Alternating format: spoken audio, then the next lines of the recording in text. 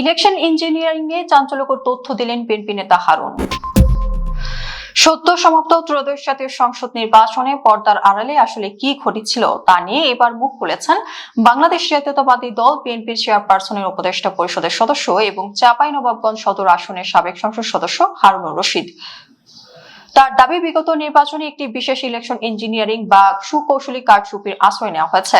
এমনকি ভোটের মাঠে হেরে যাওয়ার পরও নিখুঁত ছক কষে জামায়াত ইসলামী ও এনসিপির শীর্ষ নেতাদের বিজয়ী ঘোষণা করা হয়েছে বলে গুরুতর অভিযোগ তুলেছেন তিনি।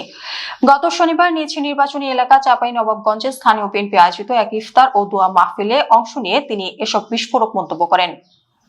হারুনুর রশিদের ভাষ্যমতে নির্বাচনের দিন বেশ কয়েকজন হেভিওয়েট প্রার্থীর পরাজয় এক প্রকার নিশ্চিত হয়ে গিয়েছিল। তিনি বলেন, আমরা বিভিন্ন গণমাধ্যম ও পত্রিকার খবরে দেখেছি জামায়াতে ইসলামের সেক্রেটারি জেনারেল মিয়া গোলাম পরওয়ার এবং ঢাকার জামায়াতের আমির ভোটে হেরে গিয়েছিলেন। একইভাবে এনসিপি প্রধান নাহিদ ইসলামও পরাজিত হয়েছিলেন, কিন্তু পরবর্তীতে এক জাদু বলে সামান্য ভোটের ব্যবধানে দেখিয়ে তাদের বিজয়ী ঘোষণা করা হয়। কেন এমনটা করা হলো?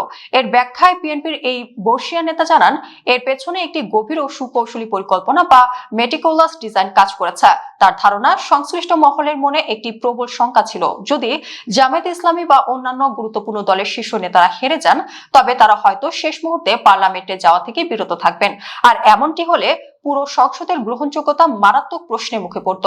মূলত বিরোধী দলগুলোকে যে কোনো মূল্যে সংসদে নিয়ে আসার জন্যই এই ইলেকশন ইঞ্জিনিয়ারিং করা হয়েছে বলে তিনি দাবি করেন। জাতীয় রাজনীতির পাশাপাশি নিজের নির্বাচনী এলাকার বিস্ময়কর ফলাফল নিয়েও মুখ খোলেন সাবেক এমপি। চাঁপাইনবাবগঞ্জে নিজের পরাজয়ের প্রসঙ্গটি নিয়ে তিনি চরম আক্ষেপ প্রকাশ করেন। হারুন বলেন, নির্বাচনী ফলাফলের সুযোগ নিয়ে আজ চাঁপাইনবাবগঞ্জকে সারা দেশের মানুষের কাছে রাজাকারদের জেলা হিসেবে পরিচিত করানোর অপচেষ্টা চলছে।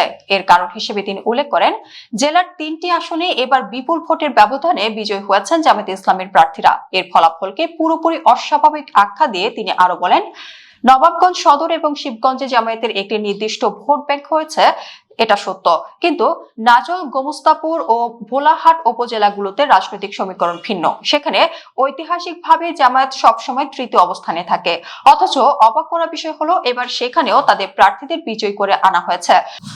ভোটের অবিশ্বাস্য পরিসংখ্যান তুলে ধরে হারুনুর রশিদ জানান, শুধুমাত্র পৌরসভা এলাকাতেই এবার জামায়াতে ইসলামী পেয়েছে ৬৯,০০০ ভোট, যেখানে বিএনপি ধানের শীষ পেয়েছে মাত্র ৩৬,০০০ ভোট।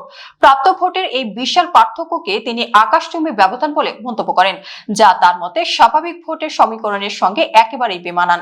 তিনি হুঁশিয়ারি উচ্চারণ করে বলেন, এই নির্বাচনের পেছনে সরকারের কি ধরনের মেটিকুলাস ডিজাইন বা নীল নকশা ছিল তা হয়তো এখনই পুরোপুরি পরিষ্কার নয়, তবে সামনের দিনগুলোতে এর গুমট ঠিকই ফাঁস হয়ে যাবে।